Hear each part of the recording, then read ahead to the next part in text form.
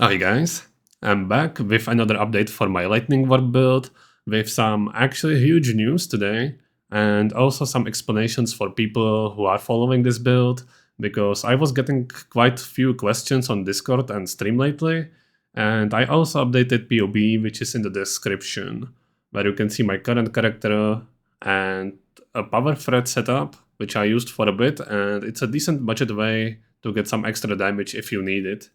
With that said, let's get to the news. The main update would be that I finally got the Delirium gloves, and they actually got severely buffed since the content reveal.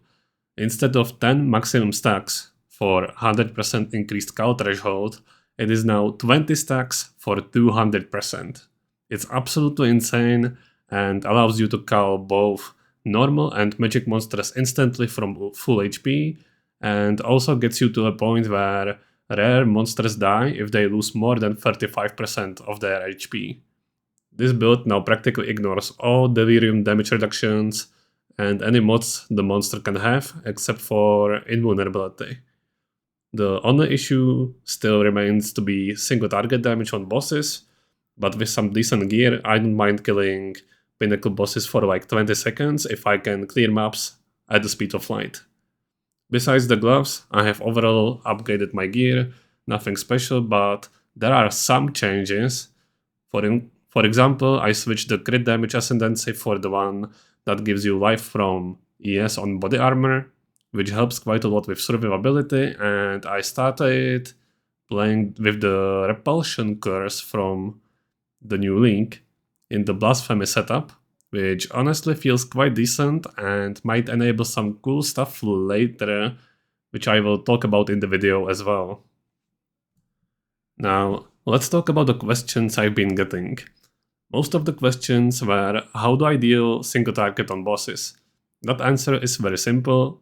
If you don't have lightning infusions, just warp to your ball lightning once before the fight starts, place down your frost wall, cast frost bomb once for exposure, and then you just warp into the frost walls.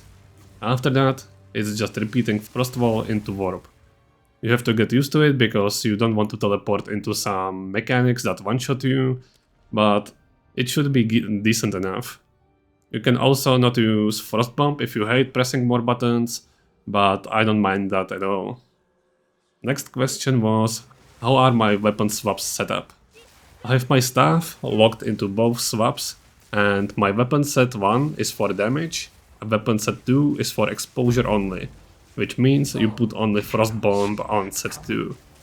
Eventually, you don't need this because in an ideal scenario, you get Rakiata as your support and stop playing both exposure and penetration in your build, which is going to save quite some passive points and it's going to boost the damage by at least 40% on average.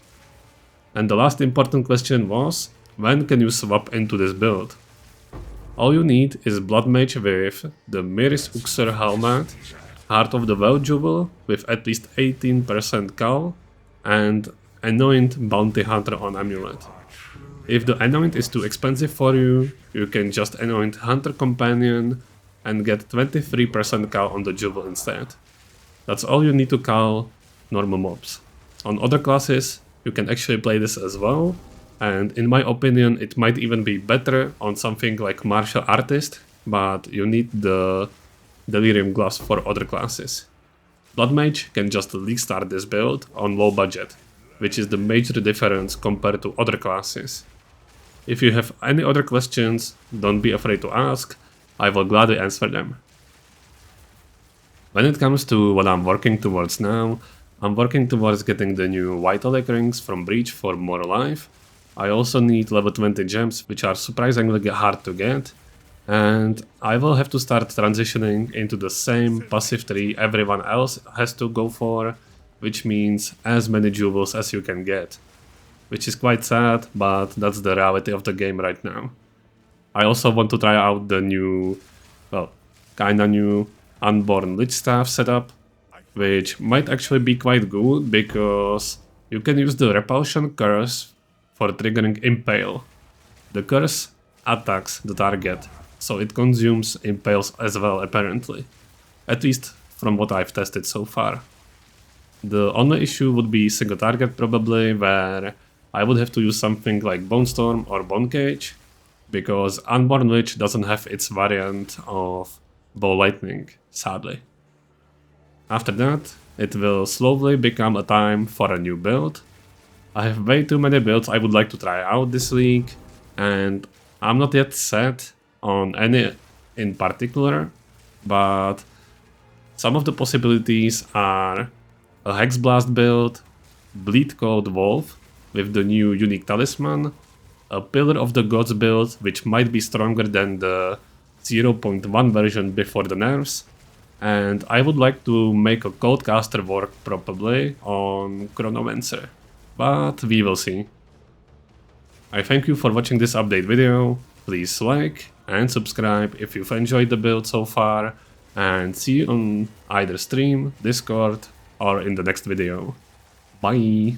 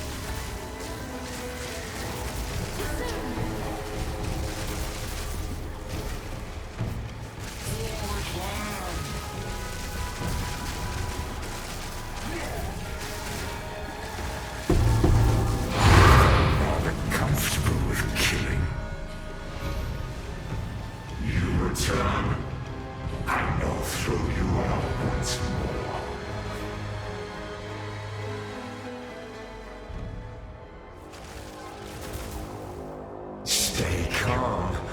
This is all in my mind.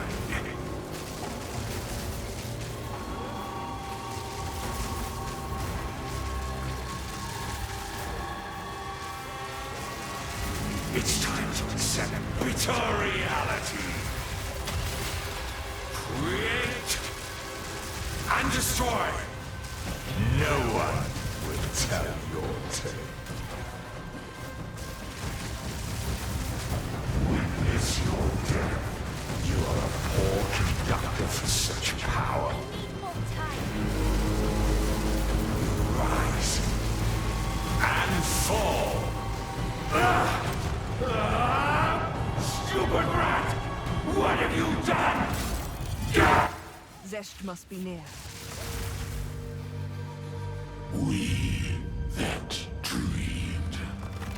We in nightmare. We that are one. I cannot withstand them! Sleep, she that suffered long.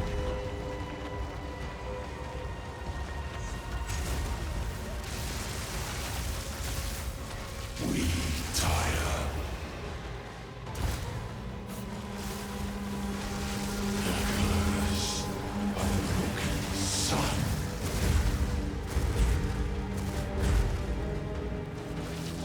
Anticipation.